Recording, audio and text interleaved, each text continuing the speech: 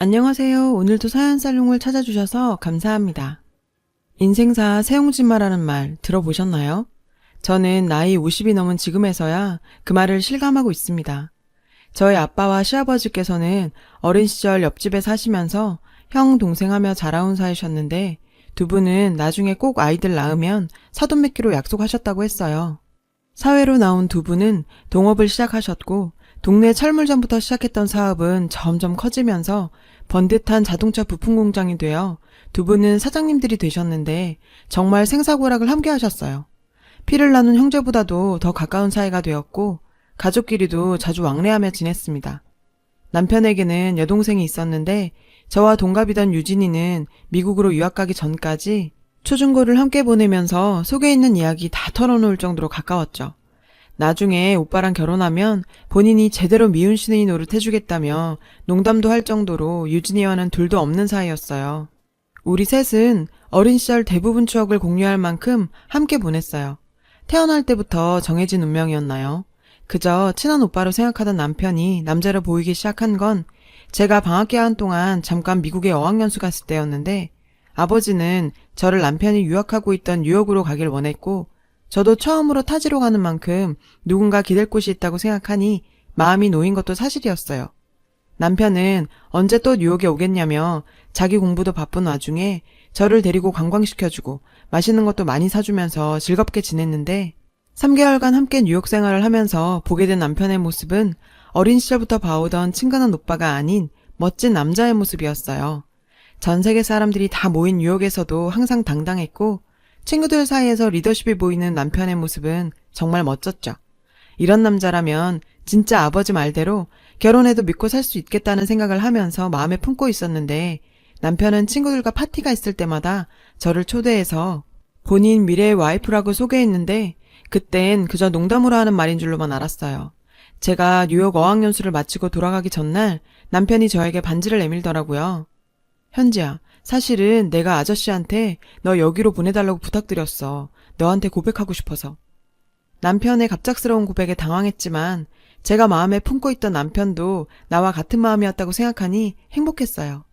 그렇게 저희는 한국과 미국으로 오가며 뜨거운 연애를 했고 유학에서 돌아온 남편의 프로포즈로 저희는 결혼 약속을 하게 되었어요. 아버지들은 두 분의 소원이 이루어졌다며 저희의 결혼을 진심으로 반겨주셨죠. 유진이도 오빠가 어릴 때부터 제 이야기를 그렇게 물어봤다면서 이렇게 될 거라고 진작부터 알고 있었다며 축하해줬습니다. 결혼 후 경영학을 전공한 남편은 두 분 밑에서 일을 배우며 차근차근 후계자 수업을 시작했고 유진이도 미국에서 돌아오자마자 회사 회계팀에서 일을 하게 되었어요. 회사 일에는 전혀 관심이 없었던 저는 음대에서 공부한 피아노 전공을 살려 동네에 작은 피아노 학원을 운영했고 결혼 1년 만에 사랑스러운 아들을 가지게 되었어요. 아이가 자라는 모습을 보는 것만으로 행복했던 나날들이 흘렀는데 아들이 12살이 되던 해에 제 인생을 송두리째 바꿔놓은 사건이 생겼습니다. 남편은 회사에 문제가 생긴 것 같다며 회사에 저를 불렀는데 회사에는 파란 박스를 들고 있는 수사관들이 와 있었고 아빠는 그들의 손에 끌려가고 있었습니다. 아빠, 도대체 무슨 일이야? 현지야, 아무것도 아니다. 아무래도 오해가 있는 것 같네. 금방 조사받고 돌아가마. 아빠는 회사 돈을 횡령했다는 고발이 들어오게 되면서 조사를 받게 된 거였어요. 검찰이 제시한 많은 증거들은 아빠가 회사 돈을 꾸준히 횡령해왔음을 가리키고 있었고 아빠가 횡령한 돈들이 들어있는 차명 계좌들이 나오면서 저에게 마지막으로 했던 말과는 다르게 다시 집으로 돌아오지 못했습니다. 저는 정말 믿을 수가 없었죠. 아빠는 저와 남편이 결혼할 때 가족끼리 경영권 다툼이 있어서는 안 된다시며 일선에서 물러날 준비까지 하고 계셨거든요. 최종 판결날 법원에서 아버지는 판사님과 시아버지께 호소하셨어요. 형님, 저 아닙니다. 저 차명계좌 같은 거 당치도 않아요. 저를 잘 아시지 않습니까? 분명히 무슨 오해가 있을 겁니다. 형님, 저 믿으시죠? 형님! 상철아, 네가 나한테 이럴 줄 몰랐다. 내가 너를 얼마나 믿었는데 이렇게 오랫동안 우리를 배신할 줄이야. 너를 위해 어떤 것도 하고 싶지가 않다. 시아버지께서는 아버지에게 심한 배신감을 느끼신다며 어떠한 도움도 주지 않겠다 하셨어요. 그렇게 냉정하게 행동하셨는데 어찌 보면 평생의 중마고에게 실망하신 시아버지의 행동은 당연했죠. 모든 증거가 아버지를 향하는 상황에서 심지어 엄마나 저조차 아빠를 완전히 믿어줄 수는 없는 노릇이었고 징역 5년에 추징금까지 받게 되면서 아버지는 교도소로 들어가게 되었습니다. 그리고 회사의 경영권 모두는 시아버지께로 넘어갔고요. 일주일 정도 지났을까요? 시어머니께서 집으로 저를 부르셨어요. 그곳에는 시부모님과 남편, 유진이까지 모두가 모여 있었고 시어머니께서는 저에게 서류 한 장을 내미셨습니다. 너도 잘 알겠지. 너의 아버지 때문에 지금 회사가 어떻게 됐는지. 우리가 더 이상 배신자의 가족하고 어떻게 가족일 수가 있겠니. 당장 여기 도장 찍고 내 아들하고 이혼해라. 시어머니는 배신자 가족과는 살 수 없다며 남편과의 이혼 서류를 내밀었고 옆에 가만히 서 있는 남편은 이미 얘기를 끝낸 모양이었습니다. 현지야, 너를 보면 자꾸 배신한 아저씨가 생각이 나서 나도 더 이상 같이 못 살 것 같다. 그냥 우리 여기서 헤어지자. 아니, 아직 아버지께서는 억울하다고 하시고 조금만 더 기다려보면. 옆에서 지켜보던 유진이는 저에게 쏘아붙이며 말했는데요. 야, 이현지, 넌 양심도 없니? 너희 아빠가 한 짓을 보고도 억울하다는 말이 나오냐? 야, 아저씨가 회사 돈 뒤로 빼돌려서 니네 가족 배불리려고 한 거 아니야. 정말 기가 막혀서. 믿었던 남편과 저희 단짝 친구라고 생각했던 유진이까지 더 이상 저를 보기 힘들다는 모습에 이혼 서류에 도장을 찍을 수밖에 없었고 아들의 양육권까지 뺏기고 마치 죄인처럼 그 집에서 쫓겨났어요. 이혼 후 아들 얼굴 한 번만 보게 해달라면 사정했습니다. 시어머니는 더 이상 이 집안일에 관여하지 말고 죄인답게 쥐죽은 듯이 살라는 말뿐이었어요. 절대 저와 아이를 못 만나게 하셨죠. 다른 건 다 괜찮았지만 내 배 아파 낳은 아이의 얼굴도 볼 수 없다는 사실에 저는 절망했고 제 인생이 나락으로 떨어질수록 상황을 이렇게 만든 아버지에 대한 원망이 커져만 갔어요. 아빠의 외로운 싸움은 계속되었습니다. 엄마도 변호사를 구해 이리저리 뛰었지만 수차례의 항소에도 아빠의 목소리는 어느 누구도 들어주지 않았죠. 너무나도 억울했던 아빠는 스스로 죽음을 택하면서 마지막 호소를 하셨습니다. 갑작스러운 비보에 이 사건 때문에 몸이 좋지 않으셨던 엄마는 감당할 수 없는 충격을 버티지 못하시고 쓰러지셨습니다. 저 홀로 아빠의 장례식을 치르는 동안 시댁 식구 어느 한 명도 모습을 보이지 않더라고요. 아무리 미워도 평생을 중마고우로 지내온 친구 가는 길조차 바라봐주지 않는 시댁 식구들이 이해가 되질 않았고 그냥 야속하기만 했습니다. 아빠의 유류품에는 눈물로 꾹꾹 눌러쓴 작은 쪽지가 하나 있었는데 현지 엄마, 현지야, 나는 억울하다. 나는 절대 그러지 않았다. 아빠의 쪽지에는 죽음으로까지 억울함을 말하고 싶었던 심정이 드러난 짤막한 호소가 있었어요. 그걸 보니 아빠를 끝까지 믿어주지 못하고 원망까지 한 제 자신이 한심스럽더군요. 세상 천지에 별거 없이 벌어진 저로서는 아버지의 억울함을 풀어낼 만한 힘은 없었어요. 더는 서울에 남아있을 수가 없었던 전 아픈 어머니를 모시고 지방 조그마한 시골 도시로 내려가서 새로운 삶을 시작하게 됐습니다. 주변을 통해서 아들의 소식은 들을 수 있었지만 강경한 시어머니 때문에 제 아들 얼굴조차 볼 수가 없었죠. 매년 아들 생일날 남편을 통해 생일 선물과 편지를 전달하는 것 정도가 제 아들에게 해줄 수 있는 전부였어요. 남편은 가끔 저를 보면 많이 안타까워하는 눈치였지만 딱 그 정도라고 생각했어요. 그렇게 세월이 흘러가고 시아버지가 돌아가신 후 남편은 회사의 대표이사가 되었습니다. 회사를 키워가며 승승장구하고 있다고요. 그러던 어느 날 남편이 갑작스러운 사고로 사망했다는 소식을 듣게 되었어요. 이게 무슨 일입니까? 아무리 시간이 흘렀지만 내 아이의 아빠고 한때 사랑했던 사람이 죽었다는 소식에 마음 한켠이 무거웠습니다. 장례식에 가보려 했지만 어머님과 유진이는 지난 세월 무색하게 반대하더라고요. 남의 아들 장례식장에서 깽판 놓을 생각도 없었고 그렇게 저는 참석하지 못했습니다. 시골 마을에서 작은 피아노 학원을 운영하던 저는 여느 날처럼 학원에서 아이들 가르치고 있었는데 뒤에서 누군가가 들어왔어요. 엄마! 뒤를 돌아본 순간 정말 상상만 하고 꿈에서만 그리던 아들이 눈물을 흘리며 서 있었고 20년이 지난 세월이었지만 내 아들이라는 걸 한눈에 알아볼 수 있었죠. 지호야, 어떻게 네가... 저에게 아기처럼만 보이던 12살짜리 아들이 30이 넘은 건실한 청년이 된 모습에 저는 흐르는 눈물을 주체할 수가 없었습니다. 20년간 그리워만 하다 먼발치에서 소식만 전해 듣던 아들이 내 앞에 서 있다니 정말 믿을 수가 없는 상황이었어요. 아들은 지금까지 제가 본인을 보는 것을 극도로 원치 않는다는 시어머니 말에 저를 원망도 많이 했다고 하네요. 엄마가 그렇게 보기 싫어하는데 자기가 찾아간들 뭐하나 싶었대요. 얼마 전에야 제가 생일 때마다 편지와 선물을 보냈다는 사실을 알게 되었답니다. 할머니가 자신에게 말한 것이 모두 거짓이었다는 것도 알았다더군요. 더 일찍 찾아오지 못해 미안하다며 눈물을 흘렸는데 능력 없는 엄마가 더 미안했죠. 이렇게 아들 얼굴을 가까이서 볼 수 있다는 사실만으로도 너무 감사한 일이었고 아들과 20년간 못다한 이야기를 나눴습니다. 너무나 성실하고 바른 지식인으로 자랐더라고요. 내가 낳은 아이가 맞나 싶을 정도였습니다. 아들은 아버지가 자신에게 남긴 유언이 장 변호사를 찾아가라고 했답니다. 그리고 자신에게 엄마가 늘 생각을 하고 있다는 소리를 전해 들었다고요. 엄마, 아버지가 돌아가시기 전에 엄마한테 전해달라고 한 편지 한 통을 장 변호사에게 남겼는데 이거 엄마가 봐야 할 것 같아서. 장 변호사님은 아들에게 남편이 남겼다는 편지를 전해줬는데요. 남편이 남긴 편지에는 충격적인 사실이 들어있었습니다. 현지에게, 현지야, 오빠야. 이제까지 너 하나 지키지 못해서 미안하다. 이 편지를 언제 전할 수 있을런지 모르겠지만 죄책감이 깊어져만 가는 오늘 글로라도 남긴다. 꽃같은 나이에 시집와서 너를 행복하게 해주고 싶었는데 이제 와서 정말 면목 없다. 몇 년 전 너무 충격적인 사실을 알게 됐어. 그게 너무 충격적인 내용이라 지금도 선뜻 이 모든 걸 바꿀 용기가 나지 않아. 회사 공금 횡령으로 구속된 너의 아버지는 사실은 누명을 쓴 거였어. 실제로 공금 횡령을 하다 걸린 건 바로 내 동생인 유진이다. 그리고 우리 아버지의 회사에 대한 욕심이 더해져 실로 우리 집안은 괴물이 됐어.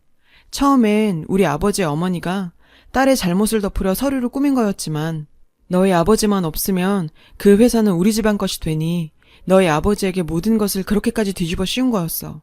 아예 관계도 끊어버리고 말이야. 나는 그 일이 일어난 지 10여 년이 흘러서야 그 사실을 알게 됐고 알고 있는데도 이를 바로잡지 못하고 있어. 난 이걸 나중에 후회할 거야. 그것도 알아. 나를 절대 용서하지 마. 지우 보고 싶어하고 지우 생일마다 선물이며 편지며 챙기는 널 보면서 정말 안타깝고 미안했어. 어머니는 알고 계셨고 지우에게 혼란이 생긴다며 그걸 전하지 못하게 하시는데 어찌할 수 없는 내 자신에게 실망만 하는 세월이었지. 너에게 다 용서받지 못하겠지만 그 일을 알게 된 시점부터 보관한 모든 증거와 자료를 너에게 줄 거야. 지금도 유진이는 회사 돈을 횡령하고 있어. 그 증거까지 모두 장 변호사에게 전해두었어. 앞으로도 계속 전해둘 거야. 그런데 내가 살아갈 자신이 없어져가. 혹여 나에게 무슨 일이 생긴다면 나의 모든 재산 또한 당신이 받게 될 거야. 내 손으로 빠른 시일 내에 전할 수 있는 용기가 생기길 오늘도 바라. 미안하다 현지야. 돌아가시기 전까지 본인은 회사 돈에 손댄 적 없다며 그렇게 억울해하시던 아빠의 모습이 떠오르고 남편에 대한 원망과 한켠의 안타까움에 가슴 치며 통곡했어요. 본인들의 잘못을 뒤집어 씌우고 뻔뻔하게도 저희 아빠를 배신자라 몰아붙이며 장례식장에도 얼굴도 한번 비치지 않은 그 가족들을 그냥 가만히 둘 수는 없었습니다. 아들과 일단 장 변호사님을 만났죠. 남편에 대한 이야기와 남긴 자료, 편지를 아들에게 준 이유 등을 다 설명들었어요. 그리고 20년 전 쫓겨났던 그 집으로 향했는데 20년이라는 세월은 참 많은 게 바뀌게 하는 긴 세월이었죠. 아니, 네가 왜 여기에? 지우 네가 데리고 왔니? 20년 만에 뵙는 시어머니는 어느새 80대 100발 노인이 된 상태였어요. 제 등장에 꽤나 놀란 눈치셨고 옆에는 제 단짝 친구이자 시누이였던 유진이도 함께 있었습니다. 오랜만에 뵙네요. 20년 만인가요? 어머님도 참 많이 늙으셨네요. 유진아, 너도 오랜만이다. 쟤는 여기가 어디라고 염치 없이 발을 들여놔. 당장 안 나가? 지금 내 전남편 죽었다고 뭐 콩고물 떨어지는 거 없나 하고 주워먹으러 온 거냐? 지우야, 네가 너무 어려서 잘 몰랐겠지만 제일 친한 친구 배신하고 회사 돈 뒤로 빼돌리던 사람 딸이야. 절대 속아선 안 돼. 너도 버리고 집에서 나간 사람이란 말이야. 세월이 흘러도 어쩌면 저렇게 뻔뻔할 수가 있는지. 할머니, 고모, 제가 무슨 바보 등신인 줄 아세요? 그렇게 모질게 엄마 내쫓아내고 엄마가 저한테 보내는 편지도 다 가로채놓고 아직도 제가 할머니 거짓말에 속을 애로 보이세요? 어머, 지유야, 너 말버릇이 그게 뭐니? 네 엄마라고 지금 편드는 거야? 네가 누리고 사는 거 누구 덕인지 몰라? 현지야, 너도 참 양심도 없다. 여기가 어디라고 다시 들어와? 너희 아빠 때문에 우리 아빠가 얼마나 고생하신지 아니? 죄 지었으면 쥐 죽은 듯 살아야지 말이야. 그래, 그 피가 어디 가겠어? 네 아빠가 20년 전에 왜 그렇게 돈 욕심을 부린지 알 것 같다. 본인의 잘못은 잊어버린 건가요? 20년이 지나도 여전히 뻔뻔하게 우리 아버지를 모욕하는 유진이 그년을 가만 놔둘 수가 없었죠. 너는 참 나이를 먹어도 잘못을 뉘칠 줄 모르는구나. 내가 여기 그냥 왔을 것 같아? 너 20년 전에 회사 회계장부에 손댔더라. 그거 문제 생기니까 그걸 너희가 우리 아빠한테 덮어 씌웠고. 뭐라는 거야? 무슨 헛소리야? 증거 있어? 증거. 너희 오빠가 예전부터 너희 부모랑 네가 한 짓 다 증거로 남겨놨더라. 이미 변호사까지 정해서 말이야. 니네 가족이 네 잘못 덮고 그 회사까지 탐이 나서 증거까지 조작해가면서 우리 아빠한테 누명 씌워놓고 그 더러운 입에 우리 아빠를 올려? 우리 아빤 그때 이미 회사에서 물러나려고 하셨었어. 너희가 조금만 더 기다려줬다면. 그러자 유진이가 당황했는지 겁먹은 고양이처럼 파르르 떨더라고요. 뭐 어쩌라고. 이미 공소시효도 끝났고. 뭐 어떡할 거야. 너희 아빠는 이미 죽었고. 가만히 듣고 있던 아들은 유진이에게 버럭 소리 질렀죠. 고모, 좀 정신 차려 진짜. 증거? 있지. 20년이 지났는데 그 증거가 무슨 소용이 있겠어. 안 그래요? 근데 당신 아직도 회사 돈 손대고 있던데? 참 여기저기 안 해먹은 곳이 없더라. 이미 회사에서 조사 들어갔고 이사님들하고도 이야기 끝냈어. 당신 앞으로 회사 나올 필요 없어. 해고야. 그리고 당신들 당장 이 집에서 나가야 할 거야. 이 집 엄마 명의로 이전 끝냈거든. 그리고 아버지가 모든 재산 엄마한테 위임했으니 당신들한테 떨어지는 건 한 푼도 없어. 꿀먹은 벙어리가 된 시어머니와 유진이는 그때서야 상황 파악이 되는 듯 했어요. 현지야, 우리가 알고 지낸 세월이 얼마니? 이 노인을 평생 산 집에서 당장 나가라고 하면 어디 가서 살아? 이렇게 감정적으로 하지 말고 한때 시어머니였던 그간의 정을 봐서라도. 어머님? 저 내쫓으실 때는 그런 정이 없으셨나 보네요. 억울한 우리 아버지 희생양 삼은 사람이 할 말은 안 것 같네요. 당장 짐 싸서 이 집에서 나가세요. 유진이는 참 끝까지 이기적이었어요. 지 엄마가 집에서 쫓겨난다고 해도 지 감옥 가는 게 더 무서웠나 봐요. 현지야, 설마 진짜 검찰에 고발한 건 아니지? 우리 친구잖아. 친구끼리 이러면 안 되지. 응? 20년 전에는 엄마가 시켜서 한 거라고. 난 엄마 아빠가 이렇게 하면 아무 일도 아니라고, 그렇게 해도 된다고 해서 한 것뿐이라고. 제발 살려줘. 지 엄마까지 팔아가며 살려달라면 싹싹 비는 유진이 년을 한 대 때리고 싶었지만 굳이 제 손 더러워질 것 같아서 꼭 참았네요. 넌 이미 늦었어. 내가 꼭 너 감방에서 절대 못 나게 할 거니까 각오해. 집에서 당장 나가라고 했음에도 뻔뻔한 인간들답게 눌러앉아 버티고 있더라고요. 제가 그 집에 같이 살 것도 아닌데 말이죠. 당장 부동산에 집 급매로 내놔 팔아버렸습니다. 그것도 모르고 집에서 버티고 있다가 새 주인이 오자 영문도 모르고 쫓겨났겠죠. 아들이 직접 회사에서 조사를 진행했고 검찰에 고발하면서 유진이는 구속되었어요. 회사에 있는 내내 여러 분야에서 회사 돈에 손댔더라고요. 심지어 유진이 남편은 회사 돈으로 도박하다가 날려먹은 빚까지 있었고요. 유진이는 개벌은 남 못 준다고 결국 제 버릇 때문에 징역 6년에 추징금 10억을 판결받게 되었고 끝에 남아있던 돈까지 잃게 되었어요. 지금도 시어머니는 이 모든 걸 자기 잘못으로 탓하며 50 넘은 딸 감옥 뒷바라지하면서 교도소 드나든다고 하네요. 모정이 삐뚤어지면 이렇게 사람 열어 죽일 정도로 무서운 거죠. 20년 만에 밝혀진 진실로 제 자리를 찾게 되었지만 아빠를 끝까지 믿어주지 못한 게 마음 한편에 항상 남아있었습니다. 그런 제 마음을 알아서인지 아들은 시간 날 때마다 외할머니와 함께 외할아버지 납골당을 찾아 인사드리고 회사 얘기를 들려드리곤 하네요.